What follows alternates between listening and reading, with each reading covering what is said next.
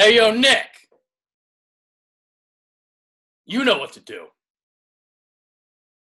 Whip out the Willie Mammoth and let it swing. No fear.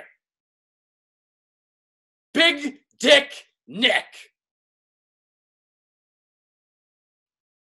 This has been the most exhausting Eagles season that I can ever think of.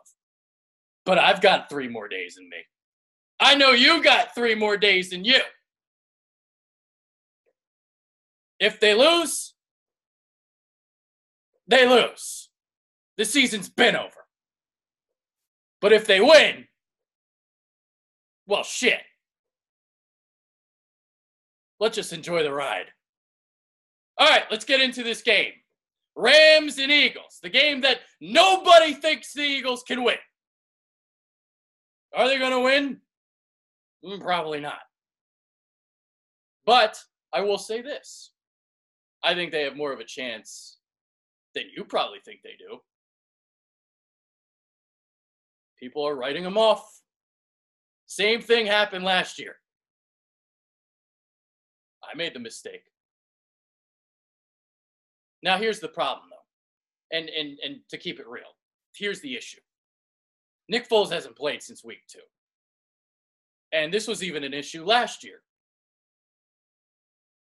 The rust. He's going to come back in. You expect him to just come and throw for 350, 400 yards, 3-4 touchdowns? I don't think it's going to work like that. Even last year. I mean, he came out slinging against the Giants, struggled against the Raiders, even struggled against the Falcons in the playoffs. And then finally, the second half of the Falcons game started, more RPOs for Nick Foles, and then you know the rest. So can he come out slinging, considering the fact that he hasn't played since week 2? That's a big question mark. Where the Eagles have to control this game is on the ground. The Rams are dead last in yards per carry allowed. Even with Aaron Donald, they are dead last. I think it's like 5.1 yards per carry, either 5 or 5.1. It's not good. And what the Bears were doing last week, they were just running away from Aaron Donald. And it was working for them. Obviously, we know about Josh Adams and the situation. He had seen 20-plus carries in consecutive victories, but limited to 7 last week against Dallas, despite the fact that he had 3 for 30 on the game's opening drive. Philadelphia is 6-0 when it runs the ball 25 or more times, compared to an 0-7 mark when they don't. Those are the stats. Why do you think I've been preaching balance all year? Because when they run the ball, they fucking win. Jesus. And then you got that dunce of an offensive coordinator in Mike Groh. And he credited a lack of opportunities as the reasoning for Adams not getting the rock more. And, here he was from his press conference. So this is kind of like that balance quote that kind of got controversial. Well, here's what he said. I think part of it was we didn't have a good first half, 17 plays in the first half, and one of those drives was a 2-minute drive. They were all passes there. That might have been 4 or 5 of those plays before the turnover, so we didn't have a lot of opportunities. And that goes back to the third down question. We have to convert on third down, put ourselves in manageable third down situations to make. And then in the second half, again, we're getting a lot of production out of the passing game. Carson Wentz was 10 of 14 or something like that in the fourth quarter, 2 touchdown passes. You can't ask for a better quarter than that from your quarterback, and 2 game-time drives. Again, we have to find that balance. We have to start earlier, start faster. We've talked about that a lot. We know the issues. It's not just one thing. When we do that and start fast, the game seems to have a little bit more flow. Now, here's the issue that I had last week, okay? You want to talk about a lack of opportunities, but when I see Wendell fucking Smallwood in the game, in the goal line package, that is a problem. Wendell fucking Smallwood. Good Lord. Oh, so the other thing that the Eagles are going to have to do is protect Nick Foles. Nick Foles needs a lot of protection, especially from Aaron Donald. Chicago did a great job last week double teaming him on literally every snap. That's what the Eagles are going to have to do. This is going to be a big game for Josh Adams, not only in running the football, but in blitz pickup. Wade Phillips loves to bring the heat. And this is going to be big for Josh Adams, especially if, he wants to get that playing time. Even next year, you got to be good in blitz pickup. And, he's been showing that he can be pretty good in that area. I'd say, he's done fine. A lot better than Wendell Smallwood, that's for sure. So, Aaron Donald has 16.5 sacks. He's going to go rush from the right side, from the left side. Sometimes he'll play defensive end. They'll run him on stunts. They've got him doing everything. 16.5 sacks. He's got 16.5 of the 34 Rams sacks. But if you get him blocked, well, you can stop their vaunted pass rush. And on the back end, their secondary hasn't been great this year. It's been average at best. I mean, their defense has a lot of sexy pieces on it, but the defense isn't that great. You can move the ball on this team. And, the balance is the key because you have to go on these long, sustaining drives to beat this football team. They need to dominate the line of scrimmage, dominate the trenches, and run for 5 yards a carry to win this game. And Nick Foles capitalize on the play action. And hopefully he's got enough juice in him that he can be accurate enough, considering the fact, again, he hasn't played since week 2. All right. So back to the 5.1 yards per carry thing. It'll be interesting because the Rams have Ndamukong Suh, Aaron Donald, and Michael Brockers inside. And Josh Adams is an inside runner. So they average 5.1 yards per carry allowed, but a lot of it is due to the fact you can run outside on them. You can run along the edges, outside zones, sweeps, stretch plays. That's what you run against the Rams. And, with the current situation here at running back, Josh Adams is more of a downhill guy. So it'll be interesting to see if they can actually find that traction in the ground because what they don't do is stop the edges, but what the Eagles like to do right now with Josh Adams is to run up the middle. So we'll see if they can gain that traction again. All right. Rams passing game. Jared Goff. He's got 5 interceptions in his last 2 games. So this Rams offense for the last 2 weeks has not been as explosive as it's been. But here's the thing.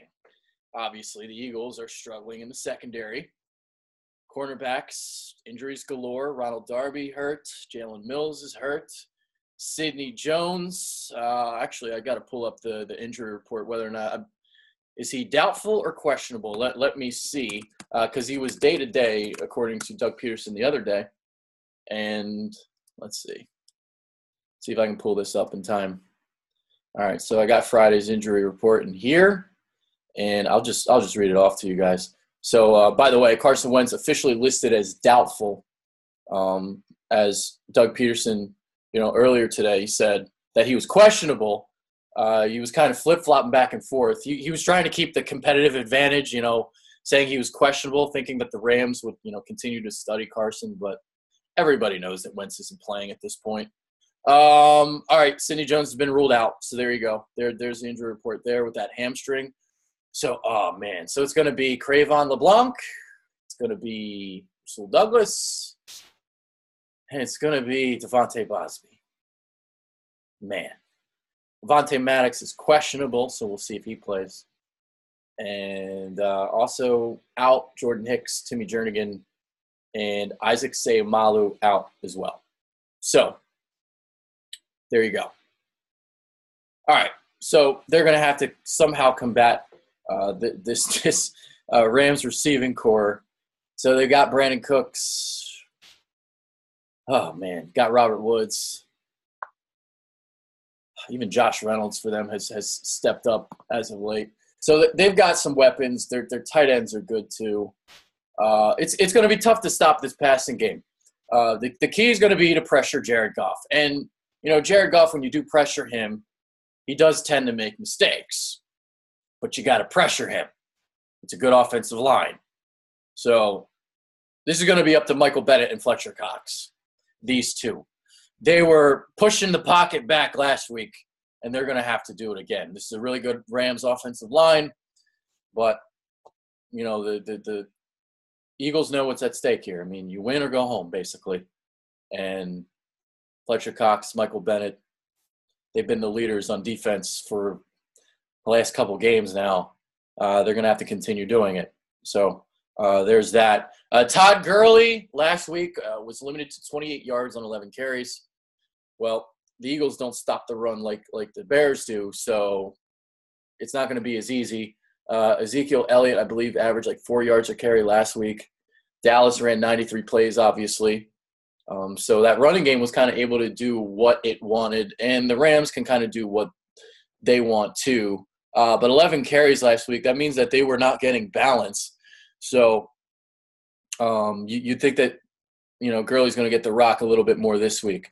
So there's that. You know, it's not looking good for the Birds. I think they have a little bit more of a chance in this game than some people think. I don't think they're going to get blown out. I think they can maybe hang around a little bit. I don't think they're going to win. I've got my score is 31-20 Rams. But hey, stranger things have happened, including last year. So that's where we are at this point in the Eagles season. And, you know, to kind of conclude this video, we got the Carson Wentz stuff from today and Doug Peterson's weird press conference. So, you know, I just wanted to, before I end this video, let's play some of that from Doug Peterson today as I pull up WIP's Twitter account. So, because Dave Uram is the one that gets the videos for them, and he does a really good job with that, as I cannot find WIP. Jesus Christ. Oh, God. Come on. Thought I followed these people. Come on. Just give me the fucking video. Jesus.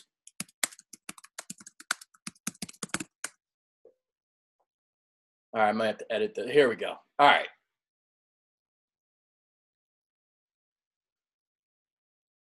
Oh, of course, Dave has like 100 freaking videos. All right, here's the first couple minutes of Doug Peterson's press conference. If you hadn't heard about it yet, he was going nuts. He didn't want to talk about Carson Wentz. He has a stress injury. Morning. Doug, can you confirm that Carson Wentz fractured vertebrae? Is it one? Here's what I can confirm: that he has a stress injury. That this thing has evolved over time. Zero surgery. Stress fracture. Stress injury. Well, fracture injury. Okay. When did he first start complaining about it? And when did he first become aware that it just evolved over time? You don't recall when it happened first. Is he playing Sunday? It's questionable. Why can't you go into specifics about your franchise quarterbacks? Because I don't think it needs to be aired out publicly. It's an in-house decision. And that's what we're keeping. And it's Carson's best interest. So Doug, it's not about discovery of the fracture and how that all comes to lending insight into that, having you guys giving tests periodically. What I know is that this thing has evolved over time. Has it impacted your play calling at all in terms of rolling him out to the side or anything like that? What was your understanding of, you mentioned it happened over time, what was your understanding of the injury during the last few games? Doug hates Jeff McClain. Does that mean it's gotten worse since he appeared in the injury report in mid-October? Has it gotten worse since that point? Has he felt worse? Yes. No. Is his placement on the injury report in October related to, is this injury related to the one we first talked about? He has a stress injury, evolved over time, and he requires no surgery. I'm not asking or answering any more questions about it. We're playing the Rams in 2 days, if you guys haven't figured this out. So let's listen to this question. That's the way it is. Do you believe in a full recovery? Yes. Do you know how long your recovery will take? Don't want to put a timetable on it, but it could be 3 months. Okay, if you decide. All right, there you go. A testy Doug Peterson at his press conference today. And like Doug Peterson, I am out. I'm out. I'm out.